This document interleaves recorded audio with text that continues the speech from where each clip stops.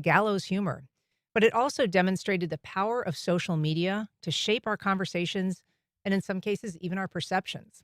Here to talk about trying to restore civility to conversations both on and off campus, we're joined by Gabriel James, founder of the Pathway America chapter at Flagler College. Welcome back, Gabriel. Hi, it's good to be back.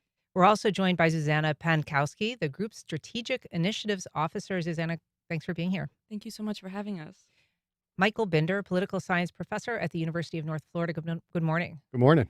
And Elizabeth Andersen, chief executive officer at OneJax. Hi, Elizabeth. Good morning. So, Zuzanna, I want to start with you. You're also a student at Flagler College, in addition to your work with Pathways. What is the mood on campus? How have things been since this really shocking and tragic murder? So I have to say, we've mostly witnessed students be very distraught by what happened. They're shocked that this kind of act can occur on a college campus. Personally, I've had conversations with students where they're kind of concerned to talk about how they're actually feeling about this situation because they don't know who they're going to be talking to and how that person is going to react to what they're saying. Which that's what we do at Pathway. We encourage to have those kinds of civil conversations, but it's been shocking to realize that people are scared to talk about how they're feeling. And I personally have not witnessed anybody speak negatively or promote what happened to the political figure Charlie Kirk. But Gabe did talk to a few students on campus a few days ago, and he definitely had some enlightening conversations. Gabe, tell us about that. So I stood on the Flagler College campus with a sign that suggested that we should not, political violence has no place in America. And What did the sign say? it says political violence has no place in America. And a lot of students were angry because they thought that this was a message solely for the death of Charlie Kirk. And I tried to emphasize to everybody that came and spoke to me that this is not just for Charlie Kirk, where everybody's sort of invigorated right now because Charlie Kirk, everyone sort of had this parasocial relationship with him through social media and whatnot, whether that's positive or negative. But this is also for the Minnesotan lawmakers who were murdered in the name of their political ideas. And students in schools have been murdered for religious or for political ideological reasons as well. And I think now is a good time to start really voicing our concerns about that from Pathway America. And for people who, I mean, we've had you on to talk a little bit about political civility and difficult conversations on campus. What is Pathway, though? What is this organization? Because you previously were part of a group called the Political Forum at Flagler College.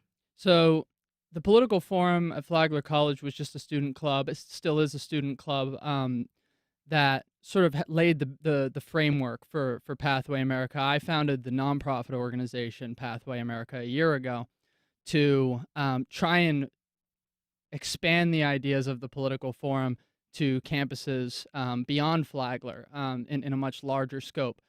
So these are ideas of productive and free speech on college campuses, productive dialogue, depolarization, and responsible leadership in government. So these are the kind of ideas we're now we're now facilitating at the Political Forum, which is a chapter of Flagler College, of Pathway America. And we're trying to now open new chapters at other colleges around Florida that should be coming here soon, the next year or so. So, Michael Binder, these are students at Flagler College. Obviously, you are at the University of North Florida. What have you been experiencing, both as a faculty member and somebody who's kind of interacting with students since this murder? Honestly, not a ton.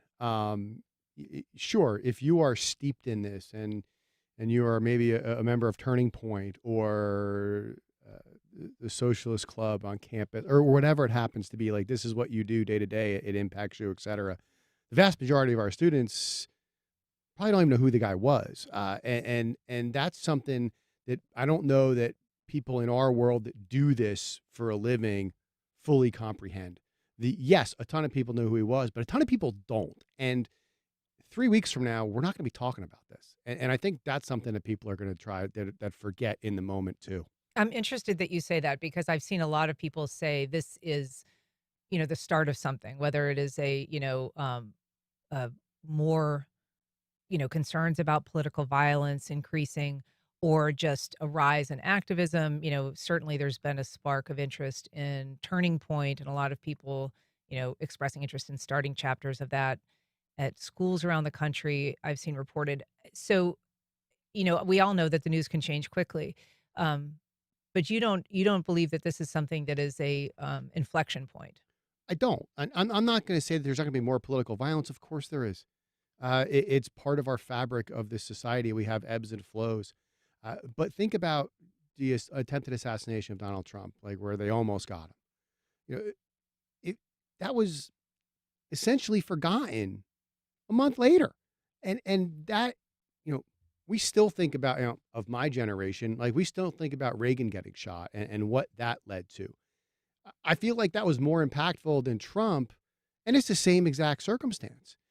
These are things that, because the news cycle is so quick and it will pass, something else will happen. Heck, Robert Redford died today. That's going to be the headline tonight on the news. Elizabeth Anderson, I'm interested. I mean, your group is focused on having hard conversations and doing it right. What are you seeing in the wake of this killing that has you thinking about whether we are doing it right, whether people are approaching this in a way that's going to either assist the political environment or not? Yeah, this season, we are doing our Breaking Bread and Barrier series, and we're talking about humanity in the age of information. In fact, tonight we'll be here at WJCT with our first program talking about social media and algorithms and the way that they are designed to divide us. And so as I listen to the students and I listen to Mike talk, there are whole groups of people that absolutely know who Charlie Kirk is, who absolutely believe that he was a hero. And then there are people who have no idea who he is because our feeds are curated to keep our attention. The way that information is designed to be fed to us is what it thinks we want to see. And so we are living in almost alternate realities Mhm. and trying to bring people together to have conversation with some common ground is becoming increasingly difficult. And unless we get together person to person, face to face, and try to have some of these hard conversations, it's only going to get worse.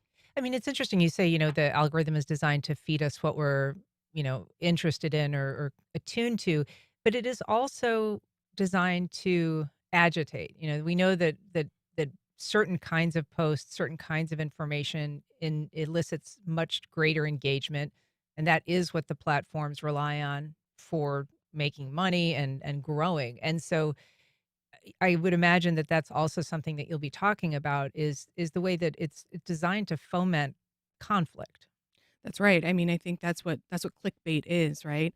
So they want to know how long does it take before somebody clicks on the story? How long do they stay on the story? Are our eyes attuned to the story long enough? And those things that induce fear or rage or somehow salacious, those keep our attention longer. And our attention is a commodity. And if we are allowing our attention to be focused on things like political violence, then that's what we're going to get more of. One of the issues that has emerged in the wake of this, in addition to a lot of political reaction, has been the actual firings of people, including teachers, many of whom were either seen as celebrating or being dismissive, I guess, of the impact of this death and the shooting. And so it's raised a lot of First Amendment concerns for some people. Obviously, there are different applications of the First Amendment depending on what kind of job you have. And so we know that, people who are in the field of education have been told that if their posts are, I think, disgusting is the word that the education commissioner of Florida used, that they'll be sanctioned. And the education commissioner is in a position to do that, to sanction teachers if he so chooses. So I'm wondering if that's something that you are also hearing about, discussed, and I guess blowback for people who have been commenting on social media in a way that some people think is inappropriate or not, not to the moment. Well, what I like to say is we have freedom of speech in this country. We don't particularly have freedom from consequences. And if you decide to go on social media or to say in front of a classroom some very, you know, upsetting comments about the death of Charlie Kirk, or about political violence, condoning anything that might be seen as extremely offensive to some people, that you have the freedom to say that. You're not going to go to jail, but you can't be guaranteed that you're going to keep your job, especially in the private sector. But if someone was fired from Flagler College for saying something like that, it's a private institution, and that's just unfortunately how the game is played. You can lose your job for saying things if you aren't careful enough, and you shouldn't be arrested for for expressing your opinion, but there are consequences that come along with that. Sure. I think, real quick, though, I think some of the consternation about this, particularly the email sent to teachers in Florida this past week, is that they didn't get an email in June after Melissa Hortman was shot in Minnesota. And there was no warnings about people saying bad things about this and your job being in jeopardy. And the hypocrisy that is viewed in, I think, is causing a lot of skepticism with this just being about First Amendments and freedoms, et cetera, et cetera. Well, certainly one of the things that complicates it as well is the fact that Charlie Kirk himself was known for saying some really inflammatory things. And, people have been discussing all of those things over the past week. And he's a podcaster. He was, very high profile as an influencer, and he had that role. But I think that one of the concerns that people have when they're being, or feel like they're being silenced, Zuzanna, is the fact that he had a role of a provocateur in a lot of ways. Yeah, I think that is some of the conversations I've been having with people this week. I've had people come to me and ask, why do people care so much, or should I care so much? And I say, well, he was on the internet. His whole job was to basically, like you were saying, get those clicks in, get people. So I believe that he believed in what he was saying, but his job was also to kind of make it worse, or kind of make people get so sucked into it, So when they clicked on it, whether they didn't like him or they did, like Gabe was saying, they did form that parasocial relationship with it. And I think that is why we're seeing such a big wave of reaction from students our age, or like you mentioned, teachers have received emails. It's because of the reaction of the youth to it. Like, people are really reacting, and especially on the internet. So people are standing up for what they believe in, one way or the other, one extremity Yeah. or the other, right? Yeah. So Yeah. If you're just joining us, we're talking about efforts to restore civility to political dialogue. And if you'd like to join our conversation, you can give us a call at 904-549-2937. You can also email First Coast Connect at WJCT.org, or you can reach out on social media. We've got a call from John in Riverside. Good morning, John. Go ahead. Hi, good morning. What I want to say is that 70-plus million American voters put their seal of approval on political violence when they reelected Donald Trump after January 6th. Charlie Kirk enraged to engage. He was as provocative as he could. He finally provoked a response. He said things like, we should follow Leviticus and stone queers in the public square. I'm gay. He said that to the age group of people that are most likely to come after people like me in a group. He doesn't have a right. His free speech does not include the right to incite violence.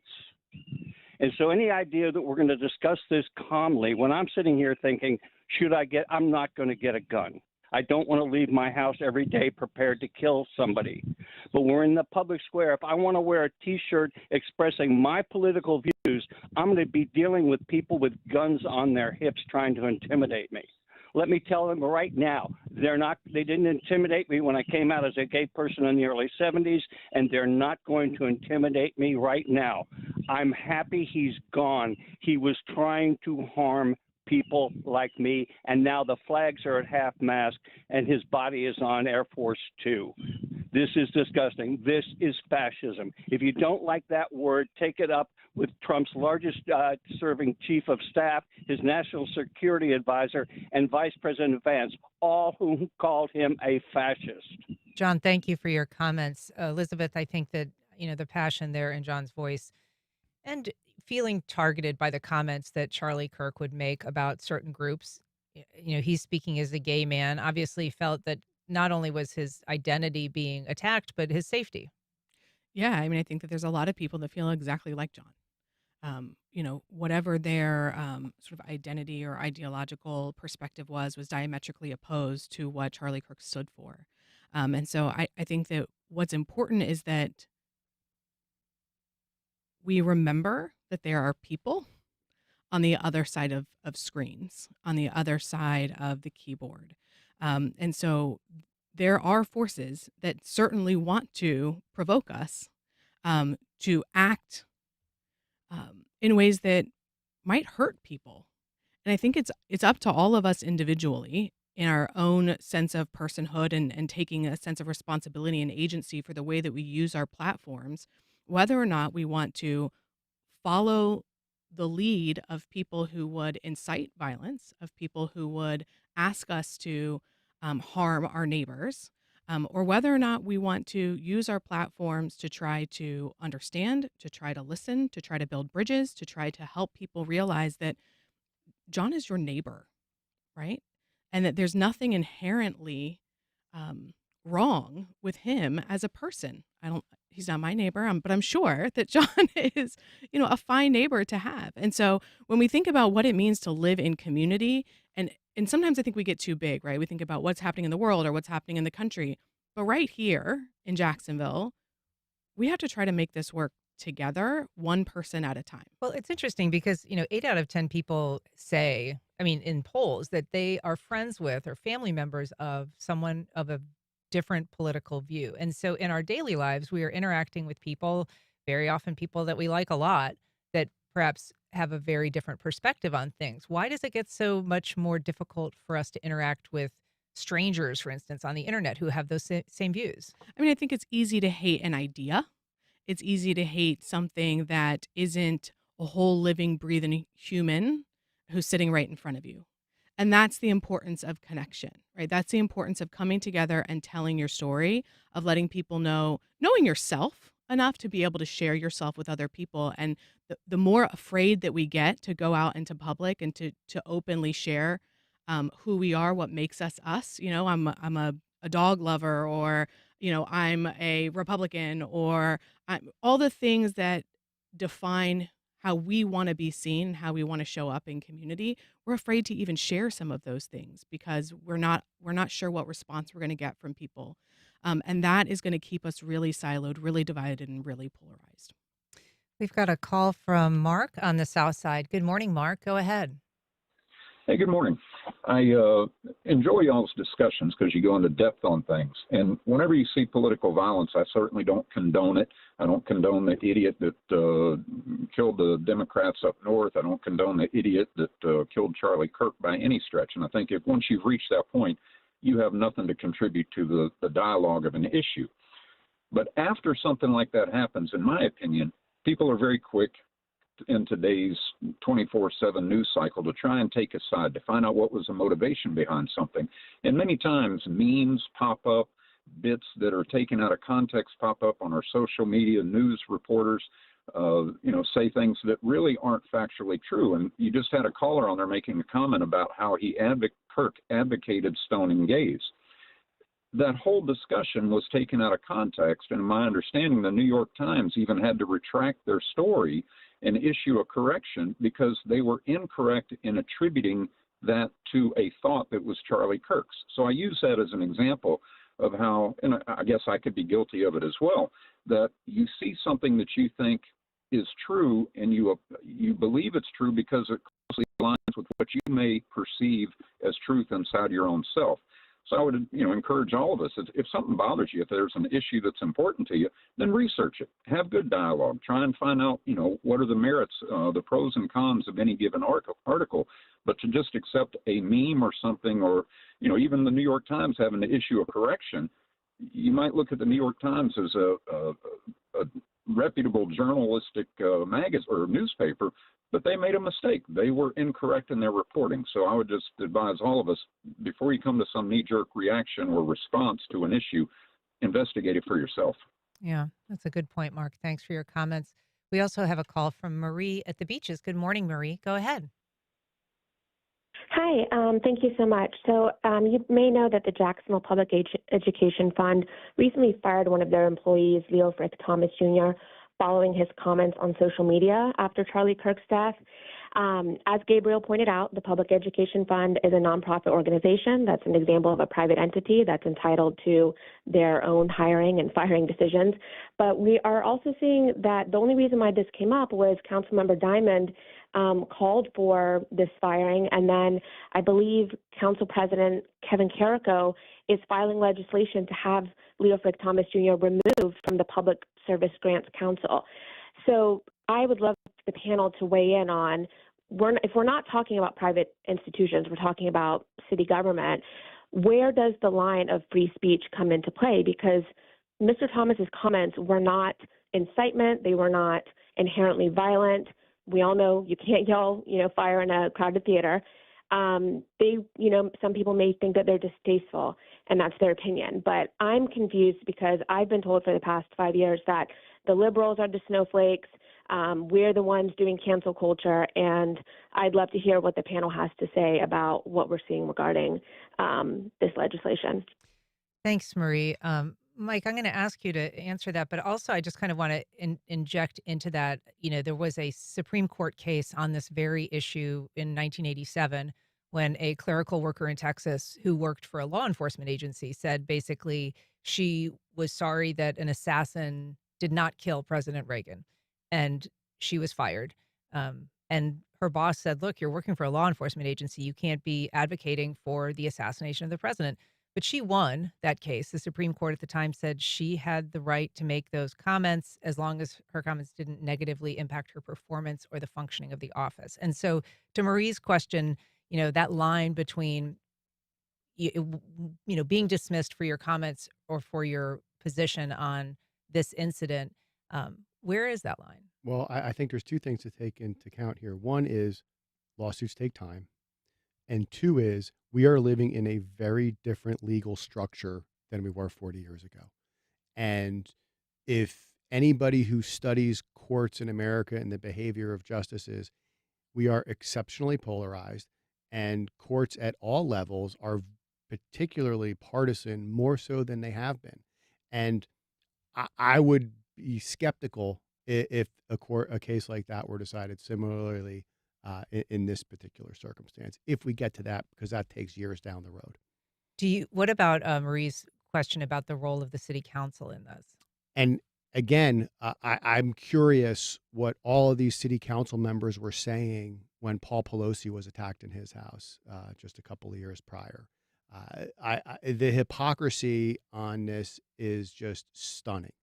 Listen, 98% of the people in this country think political violence is bad and we shouldn't do it. But there are absolutely people who benefit from inciting people. And we've talked about this today. The more invested you are, the more scared you are, the more angry you are, the more likely you are to A, donate to a cause, B, knock on doors, or C, show up to vote.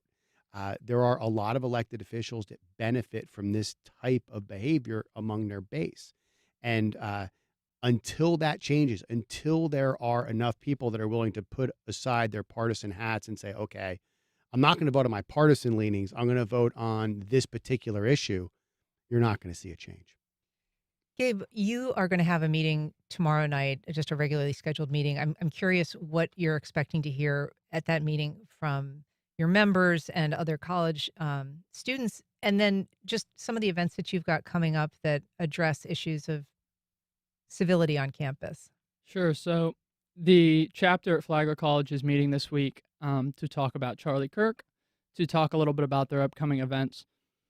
They really want to direct the conversation around free speech and how that may have been, how some people see it in jeopardy as it relates to the Charlie Kirk incident, or as the callers mentioned briefly, how does that play out in the public sector and the private sector, and is this hypocritical to fire people for promoting their beliefs in a public space or in a public industry?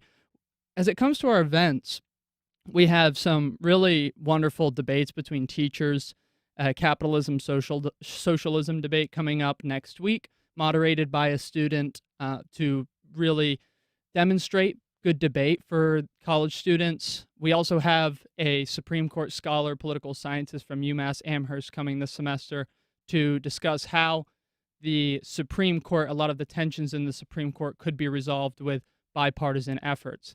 Next semester, we have probably one of the biggest speakers coming to Flagler ever, John Gable, the CEO of All Sides, the multimedia technologies platform that promotes unbiased reporting and media.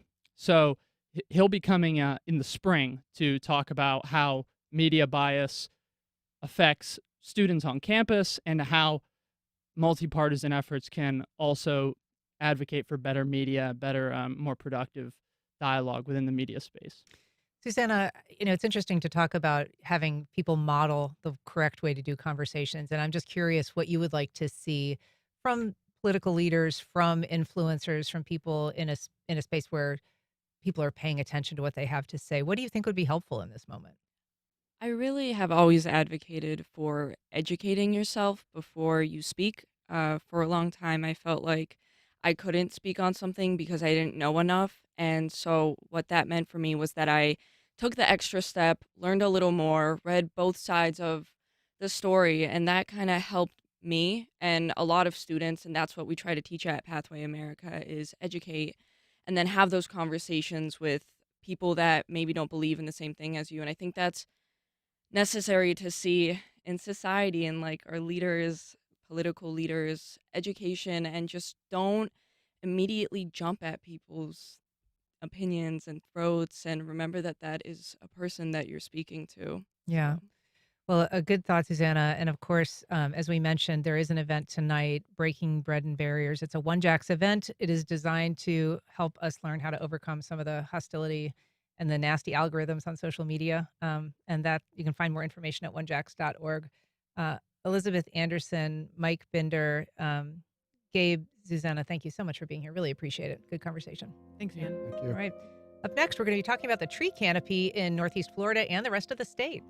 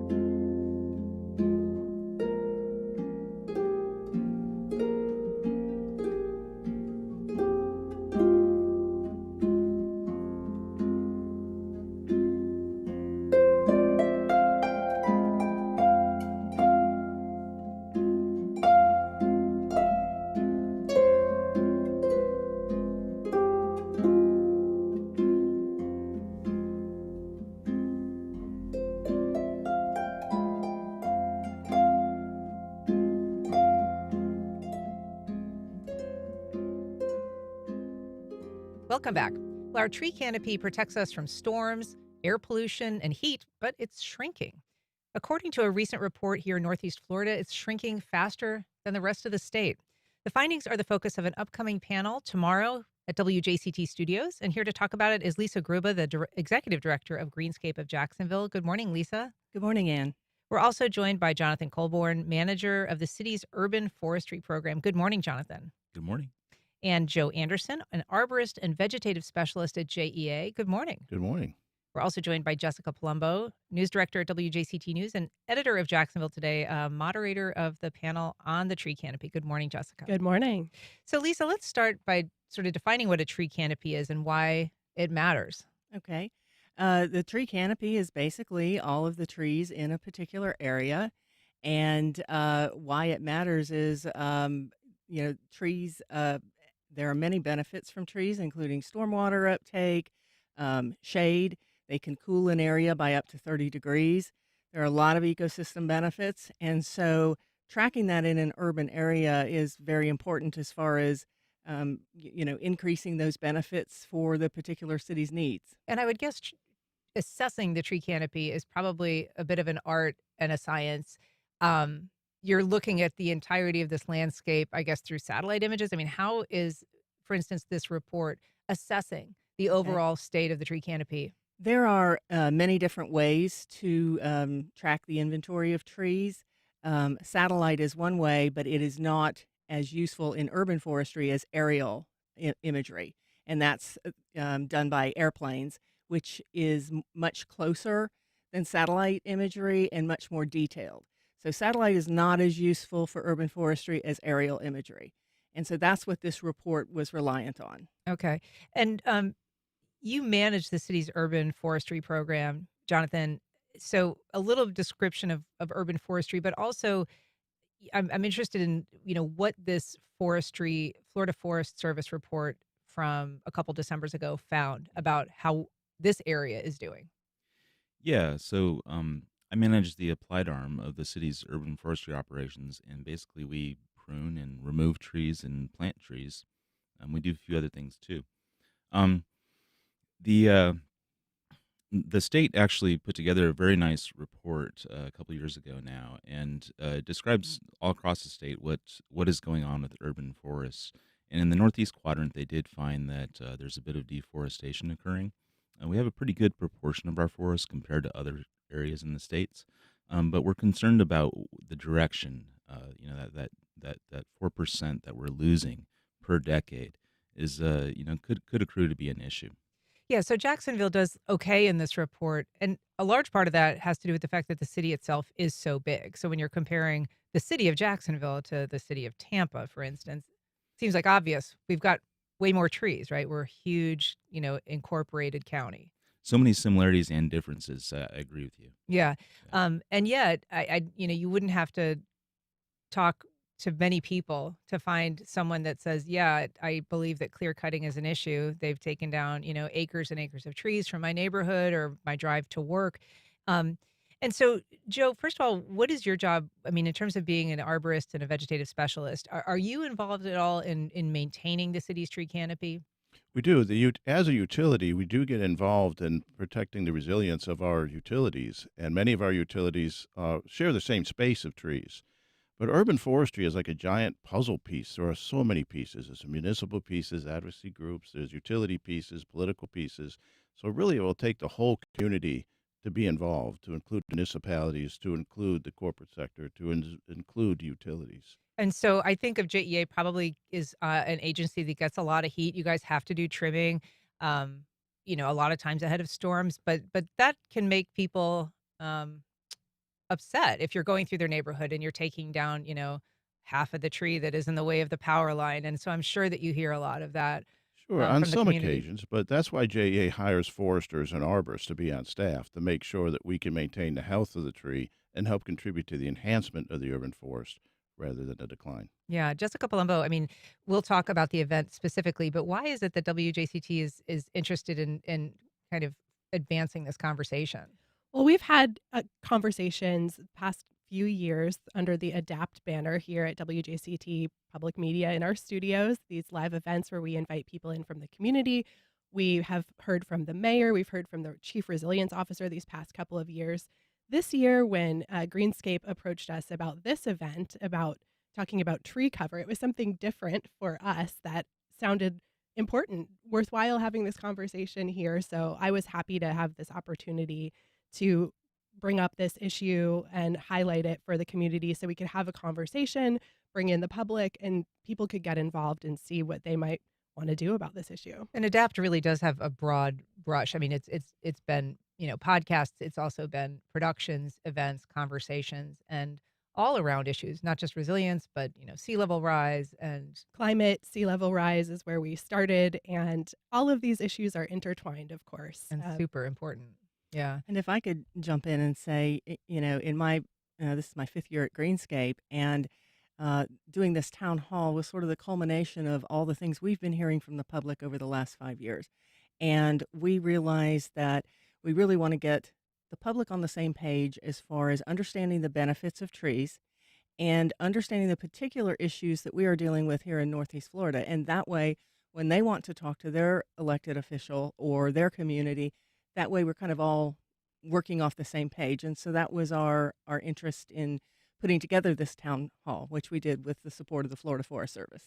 Talk a little bit about the situation with trees as they are depleted. I think we often think of clear cutting for a new development as, the chief way that they're removed. But there are, entire neighborhoods, places like Arlington, where the trees that were planted when that became a neighborhood have sort of outlived their natural life. And so they're losing their tree canopy. Can you describe the different challenges for different parts of town when it comes to the depletion of the tree canopy? Sure. I mean, you're entirely correct. What you have is you have trees that are aging out in some parts of town. And, we have gorgeous tree cover in some of our historic parts of town. But if we're not planting now, some of those trees are 150 or 200 years old. If we are not planting to replenish, then when those trees age out, you're not going to have a canopy. We're also seeing much more storm damage than we were in years past. The storm damage has been pretty severe, and we're just seeing general development, not even the massive development like a big subdivision or a distribution center like we're having out on Heckscher Drive, but even just sort of infill within the city as areas expand. It's more stress and pressure on that tree. We're cutting once again into those tree roots for fiber optic or utilities or sewer or sidewalks or road expansion.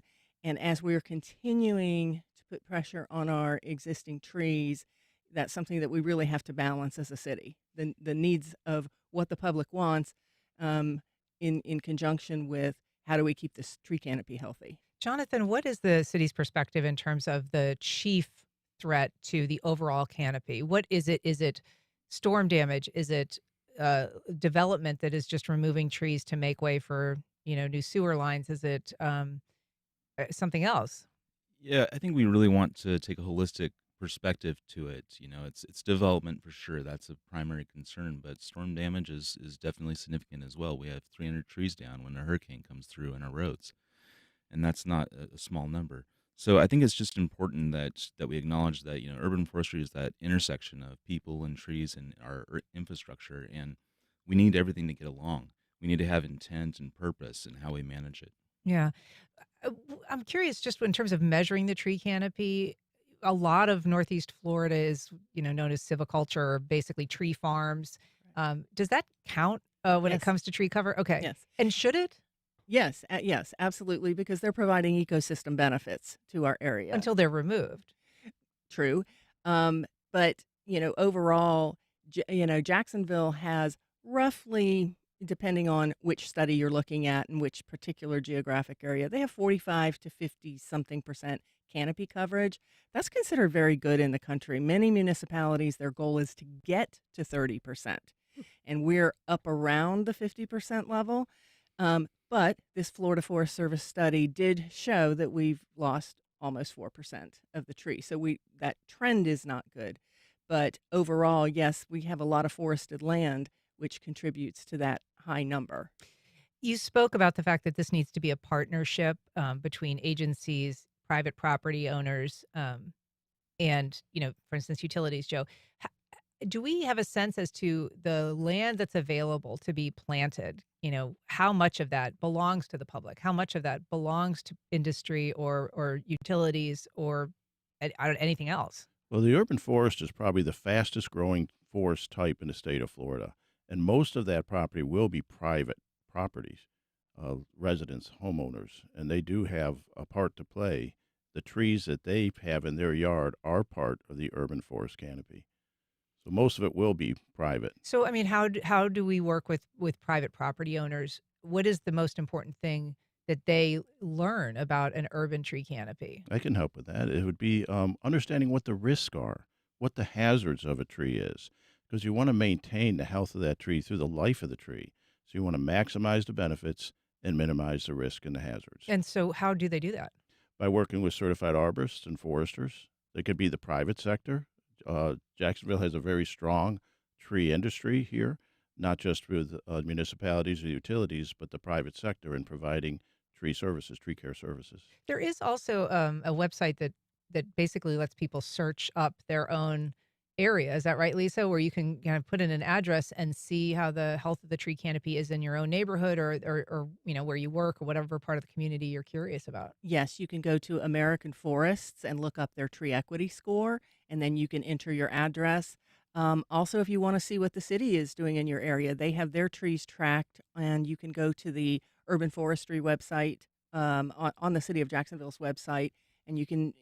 There's a button that says Tree Plotter, which is the name of the software, and you can click on that and see what's being planted in your area. But Greenscape also, for 35 years, has done a tree giveaway. First a tree sale, now a great tree giveaway, and we try to give up to a couple thousand trees away to the public for free every year. And the purpose in doing that is to help grow trees on private property, because Joe is entirely correct. The majority of land in Northeast Florida is in private hands. And so even if the city was able to do absolutely every single thing they needed to do regarding the tree canopy, we still would need the help of the public. And so that's our effort, to engage the public and get the public planting trees on their property. And Jonathan, I think that the city also, if you call like the 630 city, will actually deliver a tree to your house. Is that right? And give you a free tree if you're a property owner? It's a great program that we've had for about 5 years now, where we do bring a tree and we have a 3-month warranty where it's watered, and then we ask the homeowner to water it subsequent to that, and we get great establishment in the right-of-ways in front of people's houses. Yeah. So, Jessica, this event is tomorrow, Wednesday, and it's here at WJCT Studios. Can you just tell us about what people should do if they're interested in participating? Absolutely. Register at wjct.org/events. The name of our event is Adapt State of the Canopy. Register there. It's a free event. All of our events are free in studio. We do ask that you register in advance. You will have a chance to submit a question card when you attend the event. So if you have a question for the panel, and you'll be able to interact with our Greenscape representative, a member of the Volunteer Tree Commission from the City of Jacksonville, and the city's Resilience Office will be all represented on that panel. And you'll be able to interact with people tabling outside the event beforehand. So come early. We start at 5:30, and then the panel discussion promptly at 6 tomorrow evening. Well, wonderful. Lisa Gruba, Jonathan Colborn, Joe Andersen, Jessica Palumbo, thank you all so much for being here. Appreciate it. Thank you for having us. All right, up next, a conga legend brings his rhythm to Jacksonville.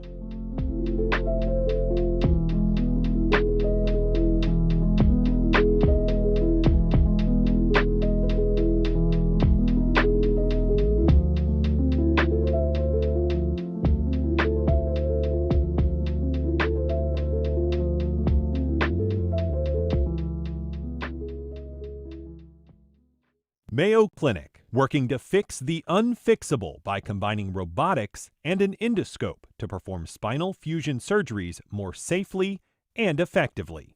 More at mayoclinic.org/Florida. Amelia Island celebrates the 5th Amelia Island Opera season, featuring opera productions, concert presentations, plus workshops, lectures, pop-up performances, and community events. More information at ameliaislandopera.org. Want to stay on top of what's happening on the First Coast on your schedule? WJCT News Now delivers the morning report every weekday, covering big local stories, plus health news made simple, behind-the-scenes reporting, and community stories, all as podcasts you can play anytime. You'll also get a newsletter with new and popular podcast recommendations. Help keep local public media strong. Start your free trial at wjct.org/newsnow. Kentucky Senator Rand Paul has questions about the White House's decision to strike a suspected Venezuelan drug smuggling boat. So every day the Coast Guard interdicts dozens of boats. So today probably the Coast Guard interdicted a half dozen boats off the coast of Miami. Are we just going to blow them up? We'll take a look at how presidents have used the U.S. military in fighting the war on drugs. That's on the next On Point. Today at 11 on WJCT News 89.9. The internet is full of creative content made by humans. What happens when tech companies use that content to train new artificial intelligence tools without telling the original creators they're using it? And how could these new tools change the internet in the future? How tech companies are using the internet to build AI. That's next time on 1A. Today, starting at 10 on WJCT News 89.9.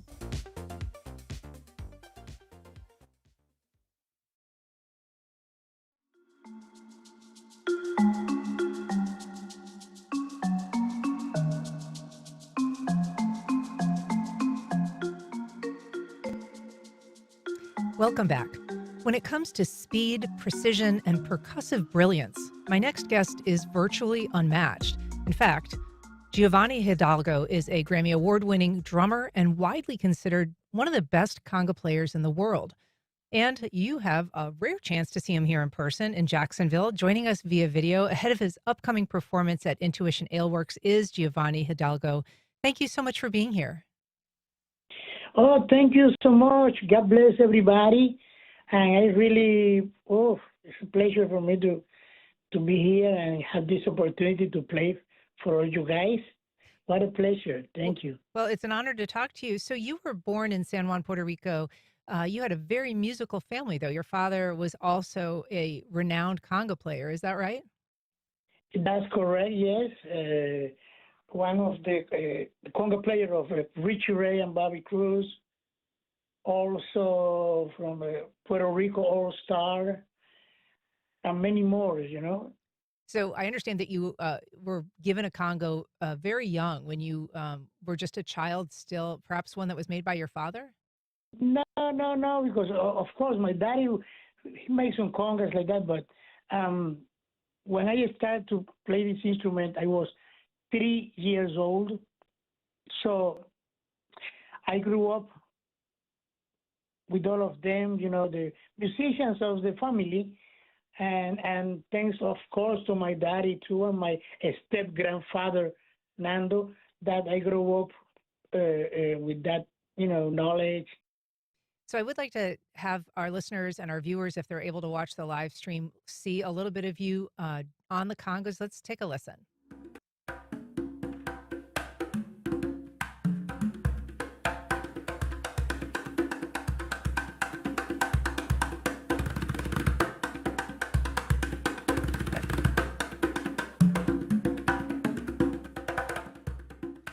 So that is you performing several years ago. You have since then, you had an accident, you had a medical issue, you lost a finger, and I believe you really had to change up your style of hand drumming. Can you talk a little bit about how you've managed to adjust to that?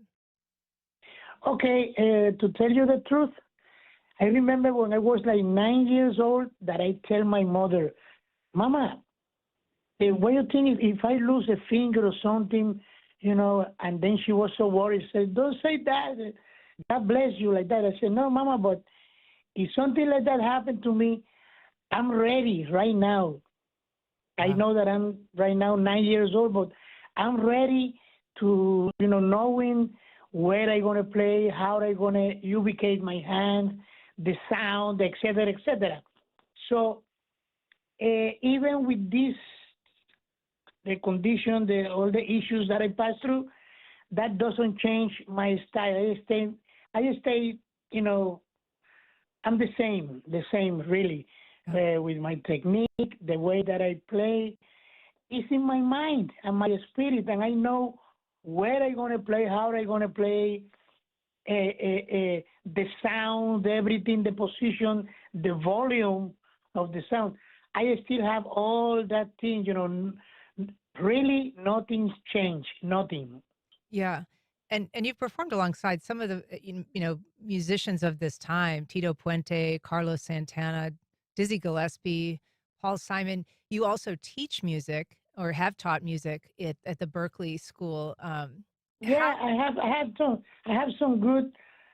For me, those are like my daddies, my parents, my teachers, my mentors, people like that. All those that you mentioned.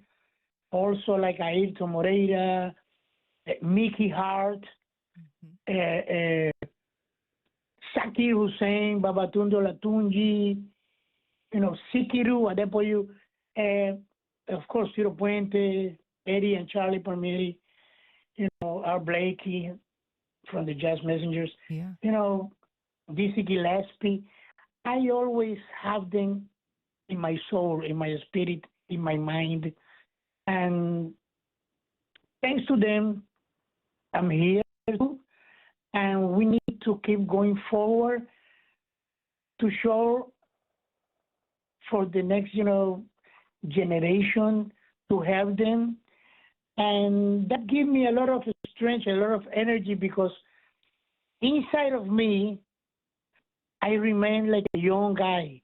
My child still right there, and that's the good thing of Giovanni, that I really, really, really, I appreciate that. And I said, wow, let me see how I put this, how I manage to do that, the other things.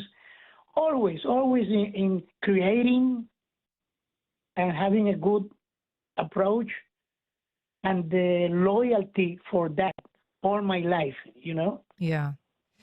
Well, the show is Thursday, September 18th at 7 p.m. at Intuition Ale Works in downtown Jacksonville, the Giovanni Hidalgo Trio.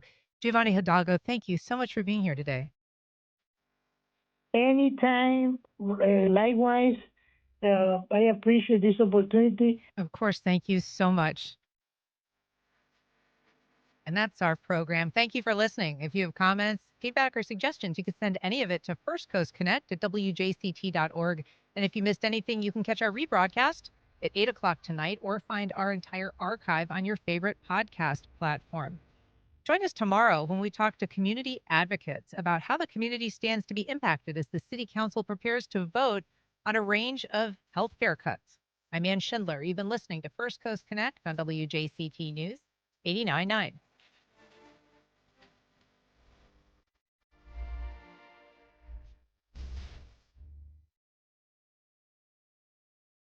Support for First Coast Connect is provided by Baptist Health and the North Florida TPO. The North Florida TPO is committed to shaping our transportation future. We're focused on planning, funding, clean fuels, and new technologies for a vibrant, connected community. Learn more at northfloridatpo.com. Baptist Health is a proud supporter of First Coast Connect. Baptist Health, committed to building a healthier community for all of us. More info at 202-4YOU or baptistjax.com. Jazz, America's original art form, can be heard 24 hours a day, 7 days a week.